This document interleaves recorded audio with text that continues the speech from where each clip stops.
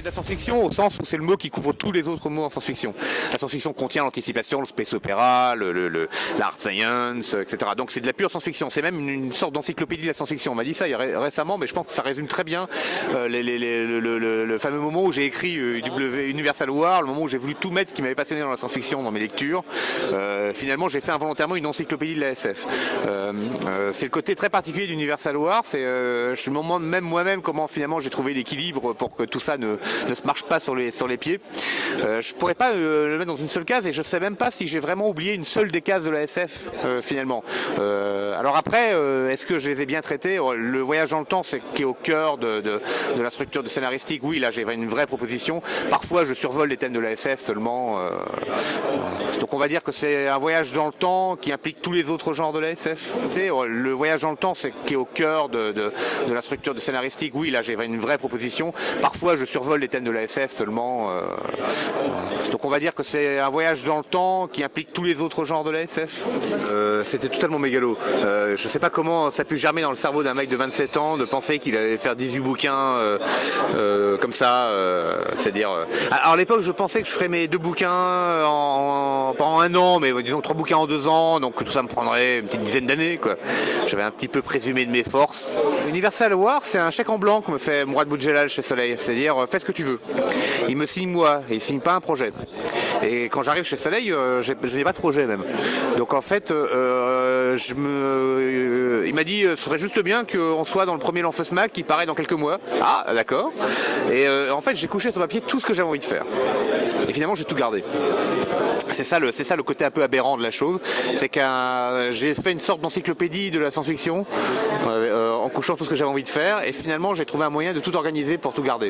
Et c'est pour ça que ça a pris 18 tomes, 3 cycles, etc. Il y avait vraiment l'envie de garder toutes ces envies qui sont simplement toutes les envies que j'avais depuis l'âge de 10 ans jusqu'à ces 27 ans à l'époque où j'écris ça. Je dis toujours, j'ai fait ça en 2-3 semaines, mais je ne me souviens pas, mais c'était très très court. Et au bout de ce temps-là, j'avais le squelette complet de 18 tomes qui n'a pas bougé depuis. Voilà. Oui, mais c'est le dessinateur qui a hésité. Le gars qui raconte l'histoire d'Universal War, il prend son pied depuis le début. C'est beaucoup plus le dessinateur en moi c'est un gros boulot la BD, on le dit jamais assez, mais pour vous donner une idée, là sur le dernier tome, j'ai travaillé 12 à 14 heures par jour en continu, sans un seul jour de repos, rien que pour le dessin pendant 7 mois. J'ai fait 6 tomes dans le même univers. Il y a un moment où on a envie de dessiner. Moi j'avais envie de dessiner des arbres, des fleurs, des ciels bleus, des gars en train de boire des cafés et pas en train de détruire des planètes, quoi. Donc il y avait vraiment le dessinateur, à un moment on a eu marre du sujet.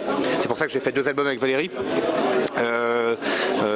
Déjà parce que c'est ma Valérie à moi, mais parce que c'est avoir un scénariste en qui j'avais toute confiance, c'est un moyen de faire la pause et de n'être que dessinateur pendant un temps, même si je me suis beaucoup investi dans les projets, mais d'avoir vraiment des vacances pour le dessinateur.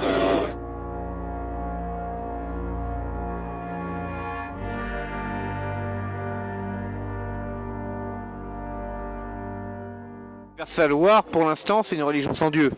Ce qui est quelque chose d'assez ambigu, c'est que la structure sociale de la religion ou son apparence esthétique, on va dire. C'est une société qui les sauve, qui a l'air d'être organisée partiellement religieusement. De fait, en même temps, on voit jamais un culte, on voit jamais. Donc, est-ce une religion? Je pense pas qu'on puisse le dire.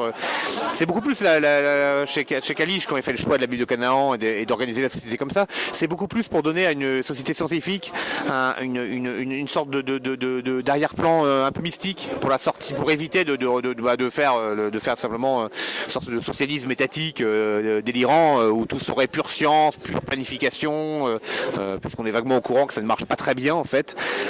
Voilà, donc Kalish, quand il se pose ce genre de questions, c'est moi qui me les pose évidemment, et je m'étais dit bon, il faudrait peut-être introduire cette espèce de truc un peu obscur que peut apporter la religion, qui permet finalement une vraie sphère de liberté dans cette société très scientifique, très rationnelle, d'avoir des textes compréhensibles, voilà qui ouvre beaucoup plus de liberté, là où souvent la religion dans notre réalité est plutôt à l'inverse, très enfermante. Voilà. Le scénario initial, c'était un cercle, donc la perfection absolue, qui pour moi est peut-être la meilleure représentation divine, puisqu'il y a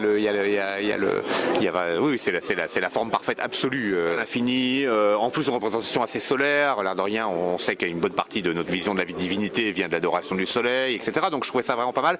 Il s'avère que quand j'ai commencé à faire les storyboards, je me suis rendu compte que ça faisait beaucoup de cercles. J'ai des champs j'ai des champs de force autour des vaisseaux qui sont ronds, j'ai les planètes qui sont rondes, j'ai le soleil qui est rond. Alors des ronds dans des ronds dans des ronds, à un moment ça devenait complètement cinglé. Et donc je me suis dit il faut que j'abandonne cette forme-là. J'ai pensé à un monolithe noir et puis l'idée était déjà prise. Voilà. Mais j'y ai pensé à 2001. Je me suis dit voilà, quelque part quand tu faisais cet artefact spatial, tu pensais à 2001, assume cette partie-là. C'est comme ça que je suis arrivé finalement à la forme noire, assumée, alors qu'au départ mon cercle était lumineux. Et le triangle, évidemment, c'est la dimension mystique évidente. Forme parfaite, le triangle équilatéral, inscrit parfaitement dans le cercle, donc dans mon ancien symbole, mais évidemment porteur particulièrement en Occident, de sens, enfin la Trinité et autres des divinités selon les francs-maçons. Donc voilà, oui, évidemment, je joue avec ça. Est-ce que je joue ou est-ce que c'est un message caché sur la suite de Universal War 2? Je ne le dirai pas. Pour deux raisons. La première, c'est que à l'écran, je vois exactement ce que j'aurais l'impression. Comme toute ma chaîne de fabrication est calibrée à la perfection. Ce qui n'était pas le cas avant quand on travaillait à la couleur. C'est un énorme avantage, c'est que pour moi, l'œuvre originale, c'est le livre. Le seul but de tout mon travail, c'est le livre. Si je faisais encore des planches, je les considérerais comme des déchets de production. L'œuvre pour moi, c'est ce que je donne au lecteur. C'est ce que vous avez entre les mains quand vous achetez l'album. Et donc tout doit conduire à ce que cette œuvre-là soit au maximum contrôlée et enfin que ce soit ça qui soit parfait. Donc l'informatique me donne cette possibilité-là. Puis il y a un second avantage, c'est qu'en informatique, je peux prendre beaucoup plus de risques. Quand j'ai redessiné 3 fois sur une page de papier, alors la première fois je gratte, la seconde fois je mets du blanco, la troisième, à la fin il y a les Alpes quoi, sur le papier, on essaie de dessiner dessus, enfin c'est pas ça, il y a alors on est obligé de découper la case, de recommencer, et en fait on arrête de prendre des risques à cause de ça, parce que c'est tellement de travail de reprendre un dessin, alors qu'à l'informatique on peut prendre des risques sans fin. J'ai jamais été aussi rapide qu'à l'époque que les derniers albums que j'ai fait en traditionnel. Je suis dessinateur pour faire de la bande dessinée, mais quand je suis gosse, j'ai des albums de 60 pages que je fais quand je suis gosse quoi. J'ai appris à dessiner pour faire de la bande dessinée. Et quelque part, quand je dessine, je ne pense qu'à la bande dessinée. Donc pendant la phase des storyboards, voire de l'ancrage, etc., on est dans la pure et l'absolue lisibilité. Au moment où je mets la matière, c'est quand la lisibilité est parfaitement maîtrisée. Et j'ai beau travailler avec ordinateur, chaque petit centimètre carré est peint à la main sur Photoshop. Et c'est à ce moment-là que la matière monte en puissance dans Universal, mais c'est vraiment à la fin justement. Alors je sais, en même temps, au bout de tous ces temps-là, quand je pense à la planche, je la vois finie dans ma tête. Donc évidemment la matière est là au premier moment par ce biais-là, et je sais que même éventuellement une certaine sécheresse du noir et blanc sera totalement compensée à la fin par la matière, par des couleurs tonitruantes, j'espère avoir rendu des sentiments de chaleur très forts, d'avoir des sentiments d'atmosphère sèche, des trucs comme ça. Et je sais que tout ça, alors là c'est la couleur qui l'apporte. Donc je le sais. Donc évidemment c'est présent dès le départ, mais c'est vraiment quand même l'étape finale quoi. Et même de commencer à aller vers une épure que j'avais beaucoup de mal à faire sur papier, parce qu'il fallait que le noir et blanc sur papier soit rassurant, qu'il y ait les petits effets, les petits machins. Avec l'informatique, je sais qu'au pire, si au moment de la couleur, j'avais été trop loin dans l'épure, je pourrais toujours remettre quelques traits noirs. Donc en fait je ne sais jamais. Mais c'est très rassurant. Donc il y a vraiment tout ce côté prise de risque qui est largement pour moi supérieur en informatique que sur papier.